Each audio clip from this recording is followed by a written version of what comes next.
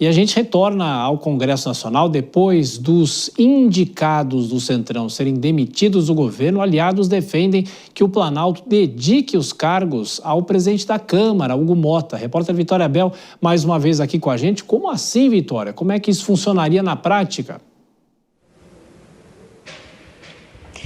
Tiago, o que os líderes governistas estão defendendo junto ao Palácio do Planalto é que o presidente Hugo Motta participe ativamente da reorganização da base governista, indicando quais deputados poderiam ser ali fiéis em uma nova base do governo, dessa vez uma base do governo que tenha deputados de partidos de centro, mas deputados que sejam fiéis ao Planalto, que votem junto com o governo. Além dessa identificação para reorganizar a base, Hugo Motta, é claro, também poderia sugerir ao governo quais cargos cada deputado poderia ter, quais cargos poderia ser indicado para cada deputado. E claro que em meio a essa sugestão dos governistas também está uma sugestão de que parte dos cargos vá também para Hugo Motta, para indicações do presidente Hugo Motta, como forma de fortalecê-lo e também de que o Palácio do Planalto tenha Hugo Motta como um aliado para pautar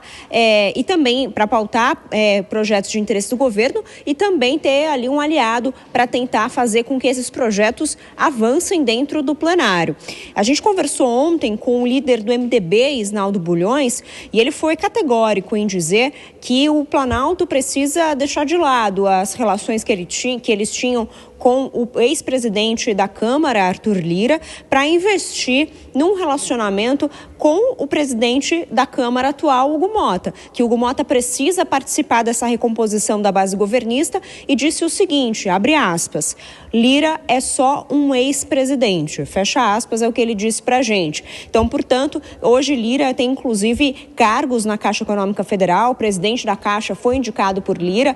Quando Lira estava na presidência da Câmara, Lira ajudou o governo a avançar com diversas pautas, como, por exemplo, projetos ligados à reforma tributária, que vai ser uma bandeira de campanha do presidente Lula, mas agora o que os governistas justificam é que Lira já não tem mais tanta influência como tinha antes e que esse papel precisa ser agora do atual presidente da Câmara, Hugo Motta. O que os líderes governistas também pontuam é que essas demissões que foram feitas no segundo e terceiro escalão, né, não teve nenhuma demissão de primeiro escalão, de presidente de autarquia ou até mesmo de ministro, mas eles pontuam que essas demissões podem servir justamente para ou trazer os deputados que estavam sendo infiéis de volta, porque esses deputados pediriam novamente esses cargos que seriam importantes num contexto regional, estadual, para agradar determinadas bases eleitorais. Esses deputados, se voltando novamente para o Planalto, poderiam aí jurar fidelidade. Ou então, os governistas defendem que o governo atraia novos deputados ali para a base governista, prometendo agora esses cargos que estão vagos, né, que estão aí abertos à contratação.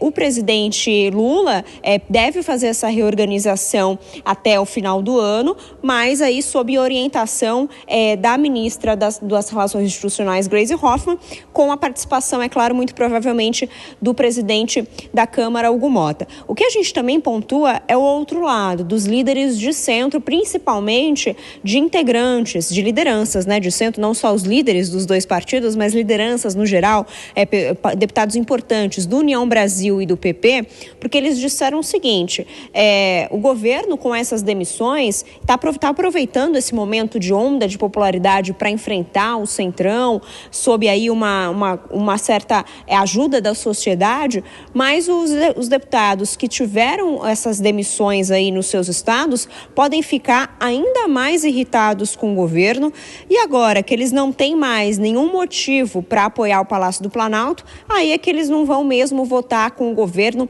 seja qual for a pauta, mesmo que seja uma pauta que não seja polêmica. E o que eles também falam é que essas demissões podem atrapalhar até mesmo nas costuras regionais para as eleições do ano que vem, porque, mais uma vez, esses deputados que têm um certo protagonismo em seus estados, e eu cito aqui, por exemplo, o deputado Arthur Maia, do União Brasil, que tem uma grande representatividade na Bahia, perdeu os cargos que tinha na Codevasp e acaba que nesse contexto regional pode atrapalhar uma aliança que, no caso, Arthur Maia ou demais deputados poderiam fazer com o presidente Lula para as eleições de 2026 nos seus redutos eleitorais, nos seus estados. Tiago. Um quadro complexo para o momento atual do governo, com as votações no Congresso e já pensando em 2026. Os bastidores com Vitória Bel, falando com a gente direto do Senado. A gente volta a se falar. Dora Kramer, essa estratégia do governo de tentar agradar o máximo possível o presidente da Câmara e talvez deixando o Centrão um pouco de lado, com essas demissões recentes do terceiro escalão, como a Vitória traz aqui, é uma estratégia correta? Pode dar algum tipo de resultado, Dora? A coisa é confusa, né? Porque esse é um fisiologismo sem filtro, né? A gente está vendo o princípio até do governo, digamos assim, premiar quem vota com ele, porque quem tem o bônus do governo tem que ter também o ônus. E os partidos até agora que viviam esse casamento aberto com o governo federal só queriam o bônus, ok, mas a maneira de se solucionar isso é completamente fisiológica, é completamente Roberto Cardoso Alves, é dando que se recebe. Então, isso que me surpreende, por isso que eu chamei de fisiologismo sem filtro. Mas, enfim, o que o governo quer fazer é concentrar no Hugo Mota, porque aí tem um canal de negociação. O Hugo Mota aí ficaria com poderes que ele não tem hoje, poderes que já teve o Arthur Lira. Só que Hugo Mota não é Arthur Lira, tá? Não é só concentração de poder que faz a autoridade do presidente da Câmara. É bom que a gente note isso. Mas é isso que o governo quer fazer. Agora, o Hugo Mota, a gente viu como é que ele reage diante da pressão do colegiado. Ele cede, né? Então, o governo aí tem a tal da faca de dois gumes. Concentra no Hugo Mota, faz uma negociação, mas o Hugo Mota será capaz de impor a sua autoridade para conseguir controlar o colegiado, como fazia Arthur Lira? Essa é que é a questão, e aí fica a dúvida.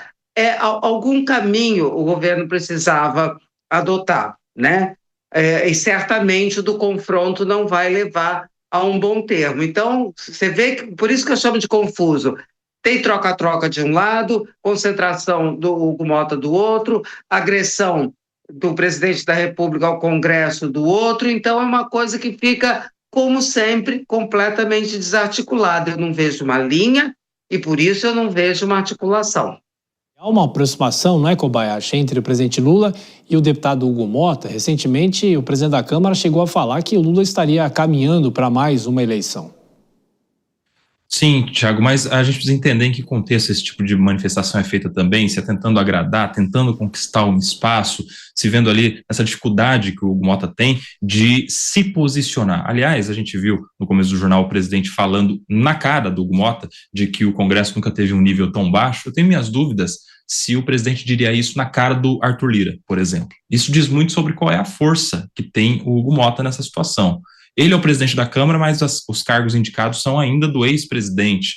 A gente viu há pouco tempo a oposição sentando na cadeira do Hugo Mota e dali não saindo, gerou inclusive esse processo aí no Conselho de Ética. Enfim, será que alguém faria isso na cadeira do Arthur Lira? Isso diz muito sobre a força de um presidente da Câmara dos Deputados, e é uma briga por espaço, só que isso não é simplesmente a carteirada do cargo que resolve, isso precisa de demonstração de força, de influência, de pressão, que no Congresso Nacional isso tem sido mais bem feito pelo Davi Alcolumbre, que foi presidente lá atrás. Enquanto o Pacheco foi presidente do Congresso por 2 gestões, ele esteve em um segundo cargo muito importante, que é o da CCJ, voltou à presidência. Então parece que o Hugo Mota tem a aprender, independente de qualquer juízo de valor sobre essas condutas, mas tem a aprender em relação à demonstração de força, ocupação do espaço, tanto com o presidente do Senado, quanto com o seu antecessor, o presidente Arthur Lira. E isso vai, naturalmente, ditando os próximos passos da sua gestão, lembrando que só 2 anos de gestão à frente da Câmara dos Deputados, o primeiro ano, pelo menos, já está quase no fim, e logo mais temos aí a segunda metade. Vamos ver se algo muda na gestão de Hugo Mota.